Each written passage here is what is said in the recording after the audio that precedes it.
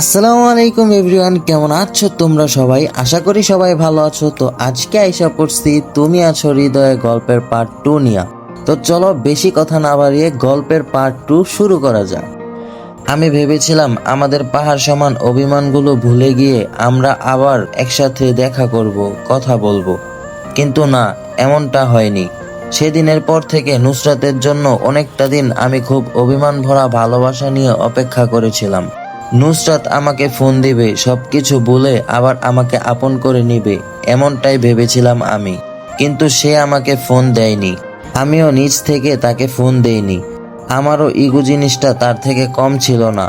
আমি জানি না তাকে ফোন দিয়ে তার সাথে কথা বললে সবকিছু আবার আগের মতো হয়ে যেত কিনা, কিন্তু আমার ভিতরের ইগো আমাকে এটা করতে দেয়নি।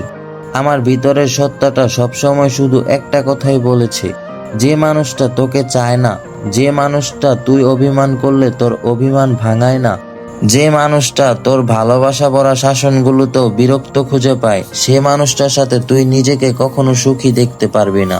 তবুও যদি নুসরাত একটাবার আমাকে বলতো, অনেক ভালোবাসি তোমাকে, চলো সবকিছু ভুলে যাই, তাহলে হয়তো আমি সবকিছু ভুলে তাকে পরম আদরে বুকে জড়িয়ে নিতাম। কিন্তু সে আমার সাথে আর যোগাযোগ করেনি। আমিও আস্তে আস্তে নুসরাতকে ভুলে যেতে লাগলাম। এক সময় ভুলেও গেলাম যে আমার জীবনে নুসরাত নামে একটা মেয়ে ছিল, যে মানুষটাকে আমি নিজের থেকেও বেশি ভালোবাসতাম। সেদিন আমার মনে হয়েছিল এই পৃথিবীতে যদি সবচেয়ে বড় কোনো মিথ্যা থাকে, সেটা হলো আমি তোমাকে ছাড়া বাঁচব না। আসলে এই পৃথিবীতে কেউ কাউকে ছাড়া মরে না, কষ্ট হলেও বাস্তবতার সাথে যুদ্ধ করে বেঁচে থাকে। আমিও আছি। যখন নুসরাতের হাত ধরে বলতাম, আমি তোমাকে নিজের থেকেও অনেক বেশি ভালোবাসি, তোমাকে না পেলে আমি বাঁচব না। প্রতিটা মানুষের বেঁচে থাকার জন্য যেমন অক্সিজেন জিনিসটা অতি জরুরি, ঠিক তেমনি আমার বেঁচে থাকার জন্য তোমাকে খুব করে প্রয়োজন। তুমি ছাড়া আমার এই জীবন অধরা, অসম্পূর্ণ। এখন এই কথাগুলো মনে হলে বড্ড হাসি পায় আমার। হয়তো নুসরাত আমাকে ভুলে গিয়ে নতুন কারো সাথে সম্পর্কে জড়িয়েছে। আমরা মানুষরা এমনই, পুরাতন ভুলে নতুনকে সাদরে গ্রহণ করে নিই। দেখতে দেখতে নুসরাতের সাথে আমার সম্পর্ক বিচ্ছেদের 2টা বছর অতিবাহিত হয়ে যায়। এই 2 বছরে আমাদের কোনো কথা হয়নি, তবে আমি তাকে দেখতাম। প্রথম প্রথম তার সাথে কথা না বলে থাকতে আমার অনেক কষ্ট হতো, তবুও থাকতাম। নিজের আত্মসম্মান বোধের কথা চিন্তা করে হলেও তার সাথে কথা না বলে থাকতাম। আমি ভাবতাম আমার মতো নুসরাতেরও হয়তো আমার সাথে কথা না বলে থাকতে অনেক কষ্ট হচ্ছে। দীর্ঘ 3টা বছর তার সাথে রিলেশন ছিল আমার। এই 3 বছরে আমি তাকে অনেক ভালোবাসা দিয়েছি। সে আমাকে এত সহজে চাইলেই ভুলে যেতে পারবে না। সেদিন আমাকে রাগের মাথায় অনেক কিছু বলেছে সে, কিন্তু আমাকে ভুলে যেতে তার অনেক কষ্ট পোহাতে হবেই।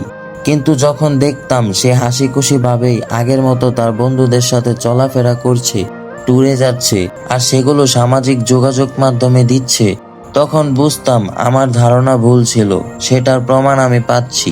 সে আমাকে ভুলে তার বন্ধু বান্ধবীদের সাথে খুব আনন্দ উল্লাসেই দিন কাটাচ্ছে, অথচ আমি নিজেকে কষ্টের অনলে দগ্ধ করছি প্রতিনিয়ত। আমার অন্য সবার মতো বন্ধু বান্ধবীও ছিল না যে তাদের সাথে নিজের দুঃখগুলো শেয়ার করব। আমার একাকিত্ব হয়তো আমার কষ্টগুলোতে তীব্রতা দান করেছিল। তবে আলহামদুলিল্লাহ, আমি সব ভুলে নিজেকে নিজের মতো গুছিয়ে নিয়েছি। আমি আর নুসরাত নামক মেয়েটাকে ভালোবাসি না, তার জন্য নিজেকে কষ্ট দেই না।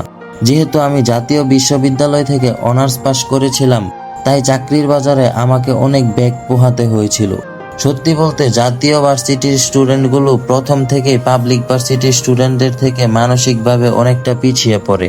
ওরা যেহেতু পরীক্ষা দিয়ে চান্স পেয়েছে আর আমরা পাইনি, তাই ওরা আমাদের থেকে অনেকটা এগিয়ে। এই জিনিসটা আমার মনের মধ্যে সবসময় নেগেটিভ ভাবে কাজ করছে। যদিও আমি কোথাও পরীক্ষা দেইনি, তবেও এমনটা মনে হচ্ছে আমার। খুব খারাপ লাগলেও এই কথাগুলো সত্য। তবে আমি কখনো ভেঙে পড়িনি।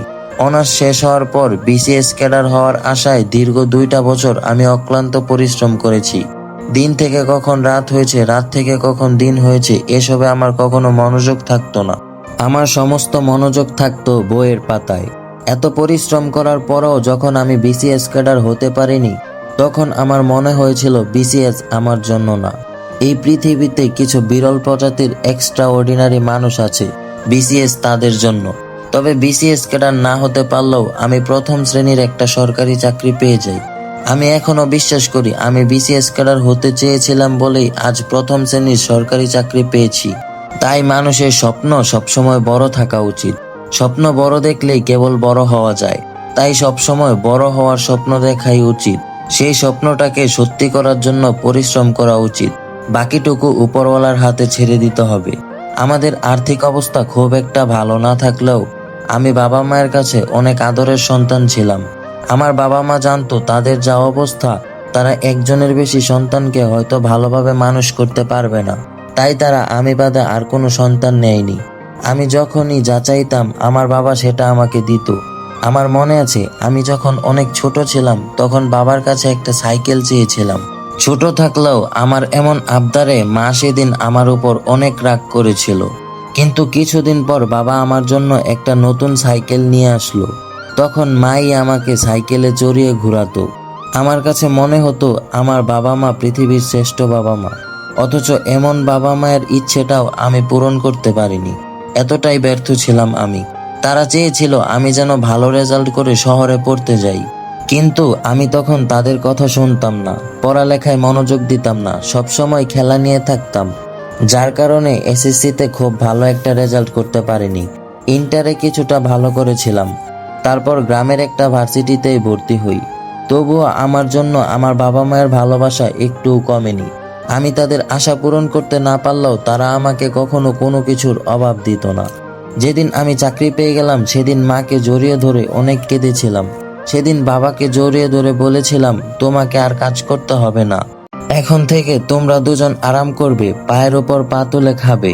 তোমরা আমার জন্য জীবনে অনেক কষ্ট করেছো, এবার সেগুলোর প্রতিদান আমি দিতে চাই। তোমাদের এই সেবাটুকু করার সুযোগ আমাকে দিবে না? আমাকে জড়িয়ে ধরে সেদিন বাবা মাও অনেক কেঁদেছিল। আমি মনে প্রাণে বিশ্বাস করি ওই দিনের কান্নাটা আমার জীবনের সর্বশ্রেষ্ঠ কান্না। কিছুদিন পর বুঝতে পারলাম বাবা মায়ের কোনো কারণে আমার উপর রাগ, তবে কারণটা আমি খুঁজে পেলাম না। এক সময় আমার উপর রাগের কারণটা বুঝতে পারলাম। তারা আমাকে বিয়ে করাতে চায়। আমিও আর না করলাম না। বাবা মায়ের জন্য হলেও বিয়ের পিঁড়িতে বসার জন্য রাজি হয়ে গেলাম। আমাদের গ্রামের একটা মেয়েকে মায়ের অনেক পছন্দ। অনেক আগে থেকেই মা মেয়েটাকে আমার জন্য পছন্দ করে রেখেছে, কিন্তু কখনো বলেনি। আজ সময় বুঝে মা তার মনের কথাটা আমাকে বলার পর আমি মায়ের হাসি ভরা মুখটা দেখার জন্য মেয়ে দেখতে যাব বলে দেই।